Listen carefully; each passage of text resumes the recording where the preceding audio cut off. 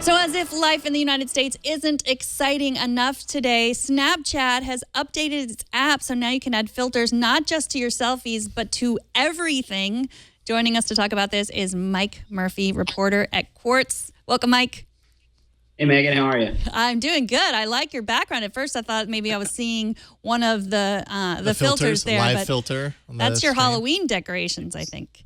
Yeah, actually, Quartz's Halloween decorations, which we, for some reason, have left up. I approve.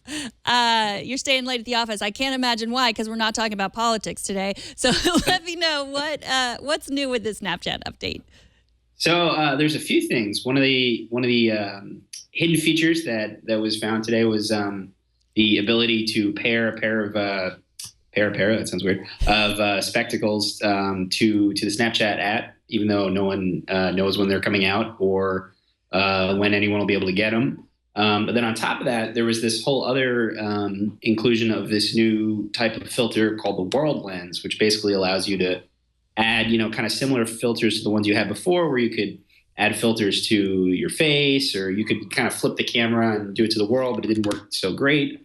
This is essentially like a kind of AR that works on the whole world. So let's move back to the spectacles. If people aren't familiar with those are the Google Glass-like plastic devices that no one can get yet, and we don't know when we're going to be able to get them. So it was just like a hook to pairing them or something that was in there. What's in the update? So there's literally a section. If you go into the settings now, I think like halfway down, there's literally just a line that says spectacles, and you can click on it. And then it tries to pair with the spectacles over Bluetooth. There's also like a little QR code that it shows that's very similar to the way you can add friends with a snap code. It's pretty much the same idea. So I'm assuming you're either going to be able to pair it like you would a pair of wireless headphones or through a snap code with, I guess, if you're already like wearing the glasses. So Snapchat is hard to figure out for the older people among us, but I worked hard today. That's why I stay out of it. So to get to these world lenses, like to get to the selfie lenses, you just have to press on your face. So I just took a wild guess, and you have to just press on somewhere in the world, and then they appear. Yes, basically. Okay. It's kind of, I don't know why they call them world lens. I don't know, because it just seems weird. Like they call their other filters geo filters. So they're big on like world related things. But yeah, basically you just kind of long press anywhere when you're in the app looking out, and it should bring up, you should see this kind of like little, almost looks like a webbing for a second across the screen. And then it'll be like options to add filters and stuff. As you can see, I was annoying the heck out of my colleagues today. I don't know. It looks pretty normal to me. Yeah. So I basically just wrote this so I could make that really bad pun about Dave's name. Well, I'm glad. My old man eyeballs are too orange. Okay, all right. Mike, I'm glad that you, like me, like to take the Snapchat filters and then post them on Twitter. I think there should be a name for us, those people that do that. It's like Rebels. I don't really, like, here's one. Leo's office was snowing and I posted it on Twitter. Because I just don't trust that anyone's watching my Snapchat, and I need to know that people are, I need confirmation. That feedback. I need That's what likes separates you from the normal Snapchat user, I have a feeling. I mean, to be fair, I know that nobody's looking at mine. I got like 30 friends on Snapchat, but it's still fun. And that's why I post them on Twitter. Especially about stuff like when I go back out into the main newsroom in a second and everyone's looking at the election, there will definitely be some Snapchat filters happening in a bit. Excellent. So do we know when we should be seeing these spectacles? Because I feel like, I think, Evan, back when they were announced is sometime like in autumn or ish, right around there, we're firmly into that. I guess seeing it in the app kind of gives the clue that it's probably right around the corner, I would guess. I would think so. I think it's kind of, I don't know if it's unprecedented, but it's definitely odd for a company to add that kind of functionality to their app before the hardware is available. Right. Like, it'd be weird. I guess like Apple may have put the Apple Watch app on your phone a day or two before the watch was available, but like we don't even have any indication of when these are coming out.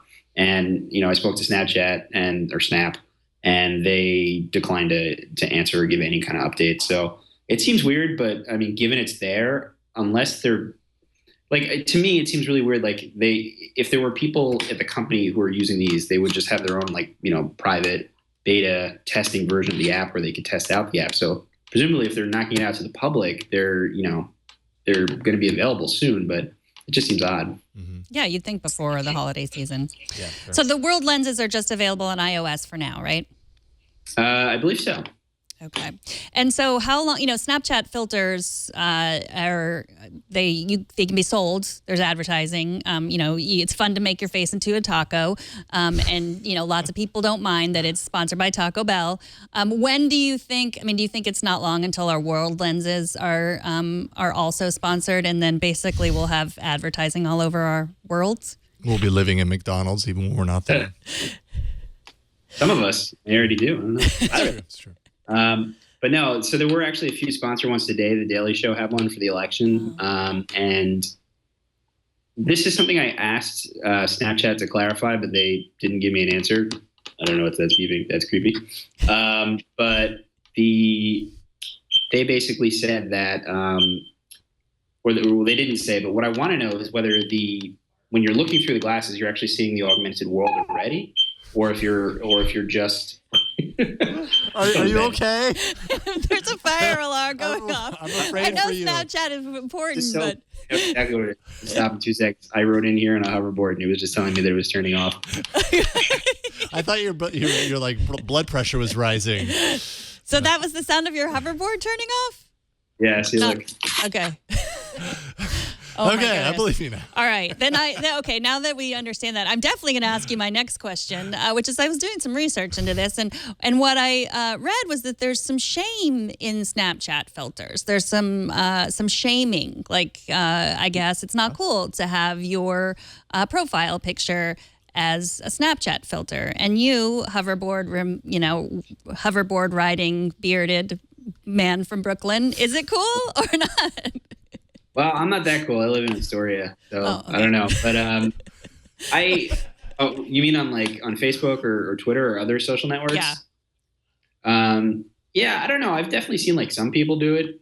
I have definitely noticed that a lot of people on Tinder seem to do it, which is interesting. That seems like a weird place to do it, but I haven't seen a lot of shaming. But also, I am old.